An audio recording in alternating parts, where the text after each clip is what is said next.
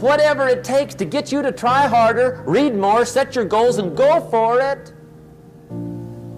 Here's the next attitude disease. Overcaution. Some people never will have much. They're too cautious. Now, you can also be too reckless, but you can also be too cautious. This is called the timid approach to life. And my caution was always the risk. Risk used to drive me right up the wall. I used to say, what if this happens? It's called the language of the poor. What if this happens? And on top of that, if this was to happen, look at the fix I'd be in. I better not try. I could always ace myself out. Then I'll tell you what changed my whole life when I finally discovered it's all risky. The minute you were born, it got risky. If you think trying is risky, wait till they hand you the bill for not trying. If you think investing is risky, wait till you get the tab for not investing. See, it's all risky. Getting married is risky. Having children is risky. Going into business is risky. Investing your money is risky. It's all risky. I'll tell you how risky life is. You're not going to get out alive. That's risky. The Englishman says, well, if that's the way it's going to work out, let's give it a go. Right, that's what it's for. Give it a go. Somebody says, yeah, but I'm looking for safety and security. Fine, then huddle in a corner. We'll cover you with a sheet, bring you 3 meals a day. And we'll protect you, feed you, look after you, care for you. We won't let anything happen to you, and you'll probably live to be 100. The guy said, well, yeah, I'd live to be 100. But what a way to live. Right. What a way to live, safe and secure. Don't ask for security. Ask for adventure. Better to live 30 years full of adventure than 100 years safe in the corner. And see, it's not important how long you live. What's important is how you live. Here's the next attitude disease. We're almost through with this motley list. In fact, we're almost through. Hang on. The next one is pessimism. Pessimism, the deadly disease of always looking on the bad side, the problem side, the difficult side, checking all the reasons why it can't be done. The poor pessimist leads an ugly life. He doesn't try to figure out what's right. He tries to figure out what's wrong. He doesn't look for virtue. He looks for faults. And when he finds them, he's delighted. How ugly. This is the poor guy looks through the window, doesn't see the sunset. He sees the specks on the window.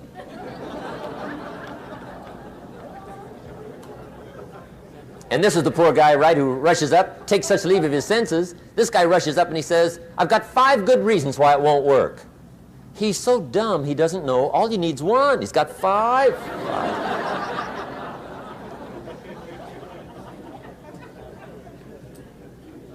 To the pessimist, the glass is always half empty. To the optimist, the glass is half full. Why would the same measure affect people 2 different ways? Answer, it all depends on how you look at it. Our lives are mostly affected by the way we think things are, not the way they are.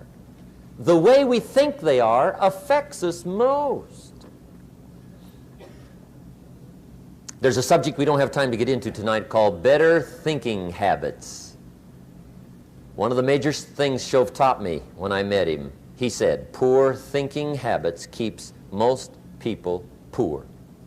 Not poor working habits. Most people work hard, but they don't think hard.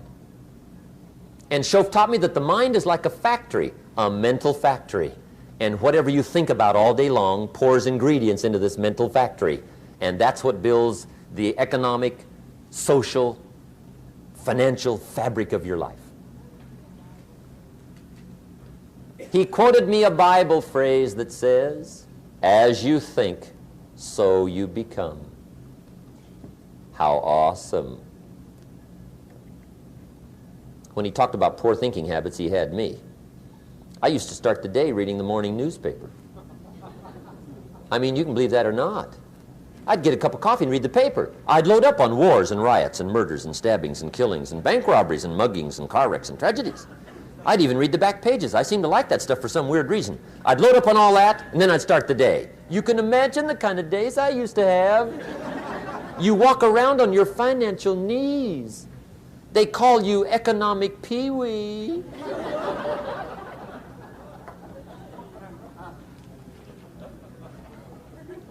The guy says, I want to be a great leader.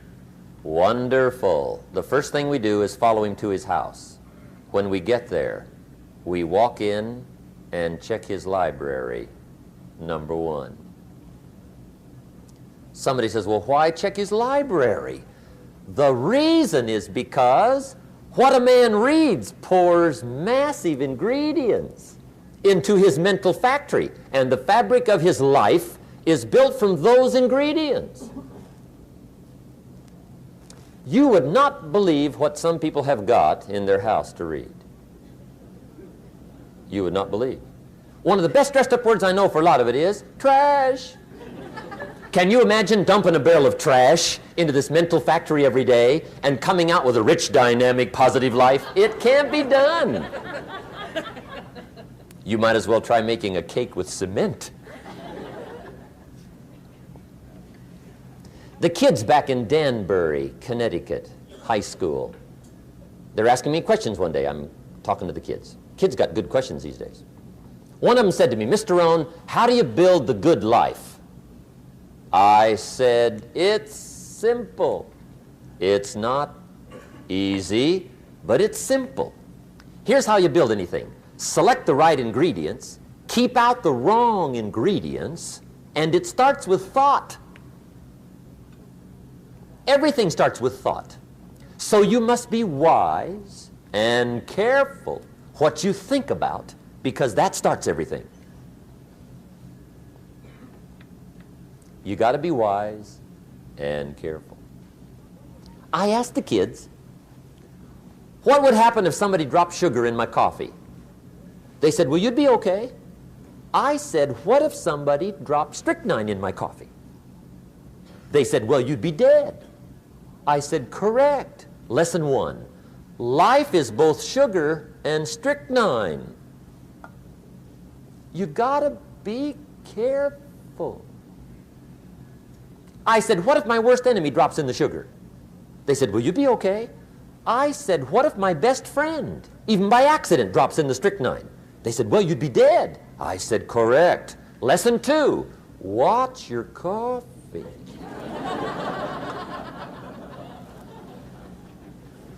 You got to be careful. See, it doesn't matter who hands you the bad stuff.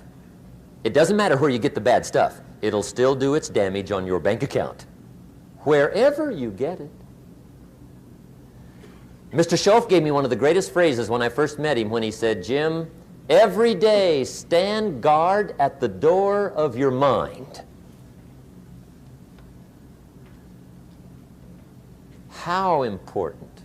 Stand guard at the door of your mind. And you decide what goes into your mental factory. Don't let anybody just dump anything they want to in your mental factory, because you've got to live with the results. Okay, here's the last disease, and we're through with this list. In fact, we're almost through. Hang on. The last subject is very brief. The last disease, but this one is deadly.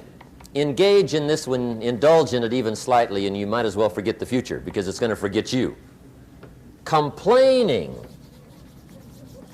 crying, whining, griping, a Bible word called murmuring. See, that'll ace your future. Spend 5 minutes complaining, and you have wasted 5. And you may have begun what's known as economic cancer of the bone. Surely they will soon haul you off into a financial desert and there let you choke on the dust of your own regret. I hope I said that well, so you won't forget. It's a deadly disease. If you don't think it's bad, ask the children of Israel of Old Testament fame. Typical of us all, their story just happened to get in the book. Story says, children of Israel were slaves. God performed a series of dazzling miracles and got them out. And now they're heading for the promised land. Remember the story? Heading for the promised land. Tragedy of the story, they never got there. Reason. From day one, they started to complain.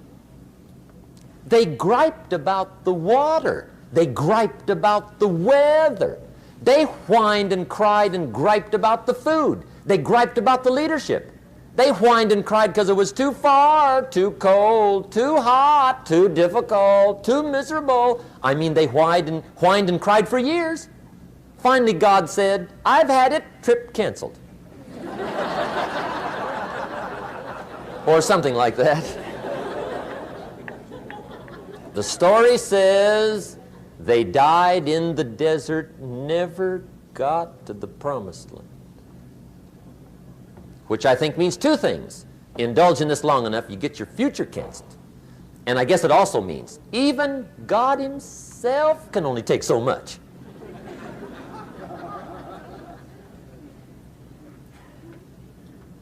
Okay.